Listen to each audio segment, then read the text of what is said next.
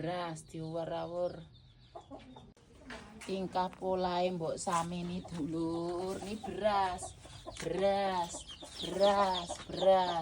tekan kono. Beras. Diawut-awutke beras meneh. La ilaha illallah tekan kono. Mbok sameni ke jen. Riko nang apa sih mbok ngguwangi beras terus? Omongi sapa Riko? Ngguwang beras ora kok. Ket isuk ngguwang sego ngguwang beras. Ora rame kok. Nek kae baskom mirar di. Riko kejanjane sadar apa ora sih mbok? Petik ra sepiro.